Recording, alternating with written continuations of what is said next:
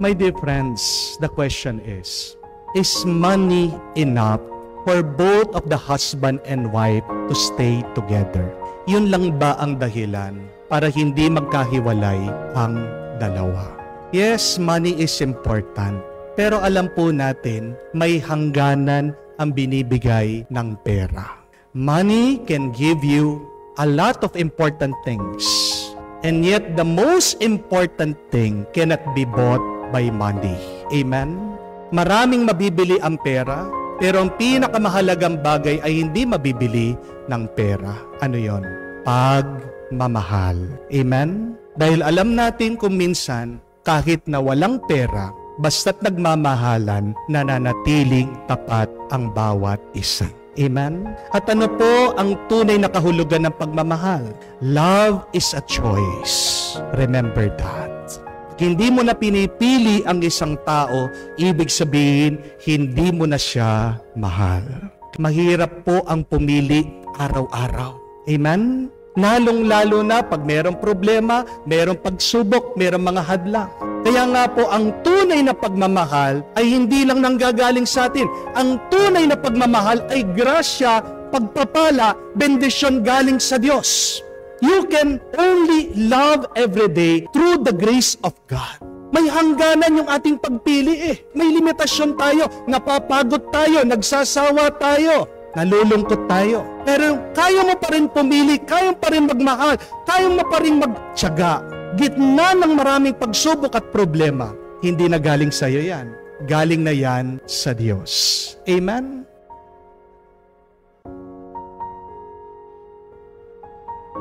Galing po sa libro ng Genesis. Saan daw po nanggaling ang babae? Sa tadyang ng lalaki. Isa sa buto ng lalaki kinuha ng Diyos at dito po niya ginawa, pinorma ang babae. Ano pong ibig sabihin nito? Ito po.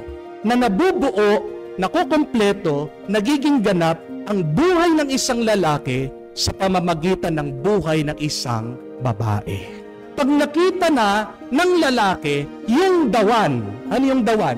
Yung buto, yung sakto sa kanya, the missing piece, diyan lang siya magiging masaya at payapa.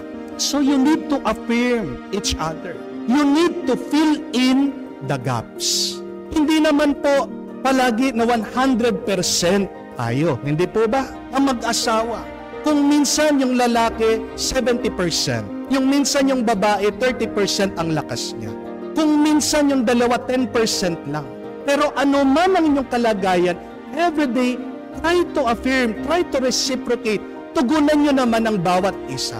Kasi po, kwento ng isang doktor, si Dr. Gottman, pinag-aralan po niya mga mag-asawa. Nakita po niya, napansin niya, isa pong dahilan ng pag-aaway, paghihiwalay ng mga mag-asawa, yun daw pong hindi na sila nagpapansinan. Yun daw po pag nag-uusap o nagsasalita yung isa, hindi daw po nagre-react yung isa. Ang tawag po niya dito ay bid for attention. Halimbawa, pag umuwi po ang mister, sabihin niya, nakakapagod naman sa trabaho. Pagkatapos yung misis, imbis na tugunan niya yun, imbis na itanong niya, ano ba nangyari? Ano madalas pong salubong niyo sa inyong mga mister, di ba? Magbubunganga na kayo, di ba? Sisigawan niyo sila, di ba? Hahanapan niyo yung sweldo mo. Alam niyo po, yan daw po yung nakakamatay sa relasyon. O kaya, yung mga misis, pagkasama po yung mga mister, nasa mall sila, sasabihin nila, uy, ang ganda nito. Pag hindi daw po pinansin na mister, pagkatapos palagi lang sa cellphone, tingin na TikTok, dyan po nag-uumpisa. Yan yung anay ng kanilang relasyon. Hindi po ba? Wala naman pong tao ang gusto na siya hindi pinapansin ng ibang tao. Lahat po tayo. Isa sa nais natin yung pansinin lang tayo, yung pahalagan lang tayo. Yung pagsagot nyo, pagtugon nyo sa bawat isa, malaking bagay na po ito para lumalim at tumibay ang inyong pagmamahalan. Affirm each other. Pag wala na pong sagot, pag wala na pag-uusap, diyan po naghihiwalay na ang inyong loob, ang inyong puso sa bawat isa.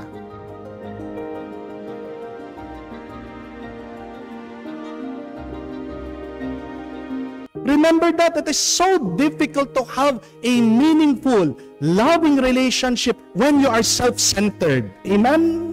There is no I in love. Napansin niyo po yan?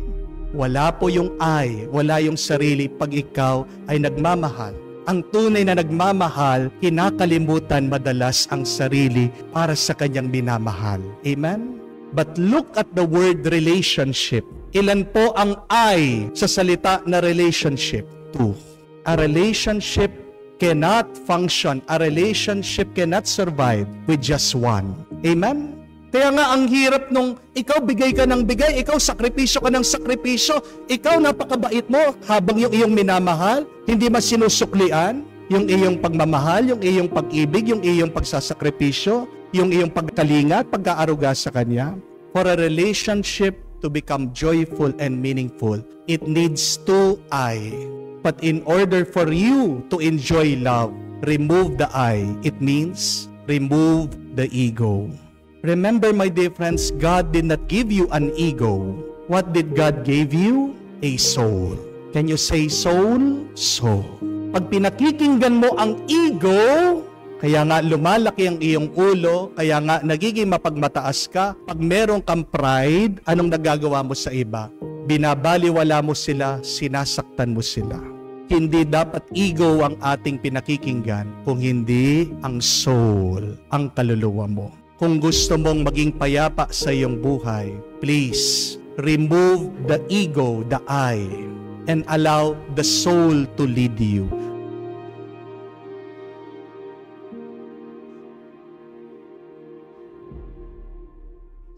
Paano mo malalaman ang isang tao ay mabuti at mapagkakatiwalaan? How would you truly know that somebody is good and trustworthy? Kapag ba gwapo yan, mapagkakatiwalaan. Pag maganda siyang lalaki, mag-ingat po kayo sa mga gwapo, sa mga pogi. Kasi kadalasan po, ang mga magaganda ang muka, ang mga mukhang artistahin, manloloko yan. Amen? Heartbreakers ang mga yan. Amen? Babaero ang mga yan. Amen? Kaya nga po ako, nagpari ako para hindi ako makapag-heartbreak ng mga babae. Joke lang po. But kidding aside, ayon po sa pag-aaral sa Amerika, karamihan po sa mga naging serial killer, sa mga nakapatay na mga kababaihan, kung titignan niyo pong mukha nila, napakagwapo nila. Iniisip ng mga babae na dahil magandang lalaki, mabait at mapagkakatiwalaan. Pero kabaliktaran pala. Hindi magandang palatandaan para masabi mo na ang gwapo, ang pogi ay mabait, ay mapagkakatiwalaan ng agad. Pag ba binigyan ka ng regalo, sure na ba na ang taong yan mabuti at mapagkakatiwalaan mo? Mag-ingat po kayo. Kasi hindi naman lahat na nagbibigay sa iyo ng regalo ay may magandang at mabuting mithiin sa iyo. Kung pupunta ka sa mall, pero mag-aabot sa iyo ng ballpen, o kaya naman ng mug, o kaya ng payong, pag tinanggap mo, anong susunod? Meron po akong promo. Pwede po ba pumirma kayo? Pwede po ba sumama kayo sa akin? Anong ibig sabihin? Yung regalo may kapalit. Amen? Pag ba kino-compliment ka, pag may sinasabing mabuti tungkol sa iyo, yan na ba ang palatandaan na mabuti at mapagkakatiwalaan ang taong yan? Di ba, pag pumupunta tayo sa palengke o kaya naman sa Tiangge, ang daming tumatawag sa atin. Ganda, sexy, beauty. Dito na po, tinatawag ka lang na maganda kasi gusto niya bumili ka. Amen? Ano talaga ang pinakatanda para masabi natin na ang isang tao ay mabuti at mapagkakatiwalaan? Simple lang po, huwag niyong kakalimutan. Kapag ang tao ay hindi nagsisinungaling. Amen? Kapag ang tao totoo at tunay sa iyo, ang taong yan ay mabuti at mapagkakatiwalaan mo. By being truthful and not lying to you, that is the sign that somebody is good and trustworthy. Ang mga mabubuting tao, walang itatago sa iyo. Habang ang mga masasama, nagbabalat kayo. Ang mga mabubuting tao, totoo sa sinasabi. Kung ano yung ginagawa, yan din ang nasa isip nila, yan din ang nasa loob nila. Hindi ka nila lolokohin. Sabi nga po ng isang moralista, si Friedrich Nietzsche, mas nakakatakot ang isang tao na palaging nagsisinungaling sa kanyang sarili. Dahil pag nasanay na siya sa hindi pagsasabi ng totoo, madali na lang para sa kanya ang lokohin niya at magsinungaling sa ibang tao. Alam natin na masama ang nagsisinungaling. Amen? Pero yan po yung madalas na kasalanan na ginagawa natin.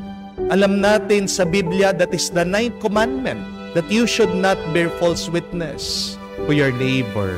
Sabi din po sa Psalm 119 verse 163, ayaw ng Diyos sa mga sinungaling. God hates a lying lip. Ang Diyos kasi ay katotohanan, kaya naman hilig niya ang mga taong totoo, tunay, at hindi nagsisinungaling. Ayaw ng Panginoon sa mga mapagpanggap. Ang mahal na mahal ng Diyos ay yung mga tapat. Mababasa nyo din po in Psalm 12 verse 22 that the Lord delights in the trustworthy. Kaya nga po hindi nakakapagtaka bakit sa ating nabasang ebanghelyo narinig natin na isa sa mga pinili tinawag ng ating Panginoon ay isang taong nagngangalang Nathaniel. Ang ibang pangalan po niya ay si San Bartolome. Bakit? Kasi yan yung katangian na napansin ni Jesus sa kanya. Wala daw siyang pagbabalat kayo. Hindi siya doble kara. Hindi siya marunong mandaya. Here is a man, Jesus said, that you do not find any duplicity in him. Here is a true child of Israel. Sa madaling sabi, nagustuhan ni Jesus ang ugali ni Bartolome kasi totoo siya, hindi siya sinungaling. Siguradong mabuti ang taong yan. Siguradong mapagkakatiwalaan niya. Hanggang huli, San Bartolome naging totoo po dun sa kanyang pagkatao. Paano po siya namatay? Binalatan siya ng buhay. Di po ba napakasakit? Ang balatan ng buhay. Anong ibig sabihin? Wala siyang tinago hanggang sa ilalim ng kanyang balat. Pinakita niya ang lahat. He showed it all. He did not hide anything. Ang tanong tayo, ano yung mga tinatago natin? Tayo, totoo ba tayo sa Panginoon? Nakakatawa, wala naman tayong maitatago sa Diyos. Pero ang dami nating pagsisinungaling sa Kanya at sa ibang tao. Kaya nga po, kung gusto din natin maging banal, kung gusto din nating maging mabuti, kung gusto natin na ang ibang tao at ang Diyos pagkatiwalaan tayo, ano dapat ang unang-unang gawin natin? Dapat tayo maging totoo, huwag tayong magsisinungaling.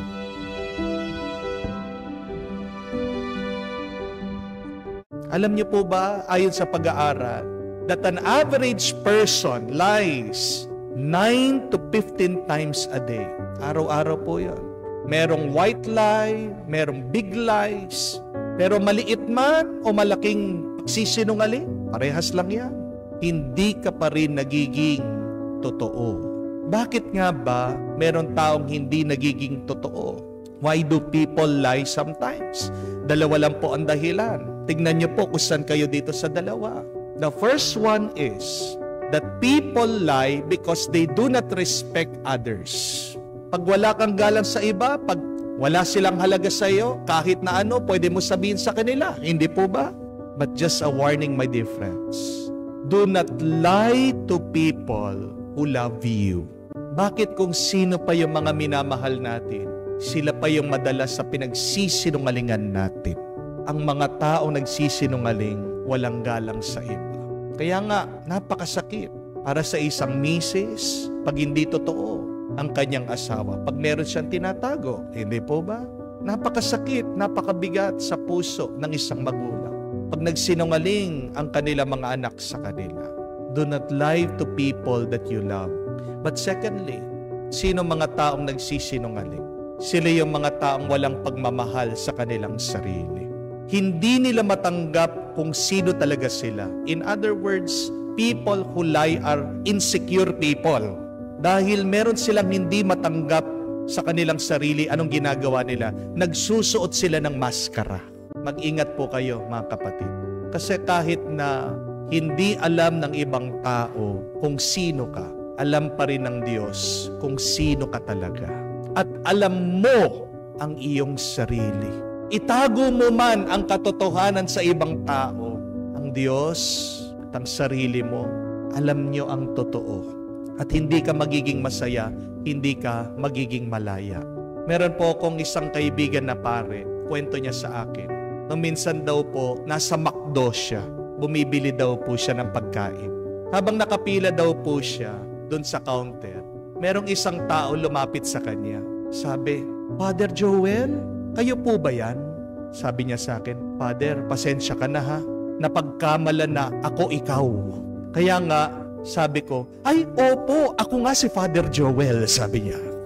Father, matagal ko na po kayong pinapanood sa Facebook, sa YouTube. Ay Father, salamat po. Pagkatapos daw, bumunot doon sa kanyang wallet. Father, tanggapin niyo po yung donation ko. Ay, salamat po. Sabi naman itong pare, Father, alam mong ginawa ko?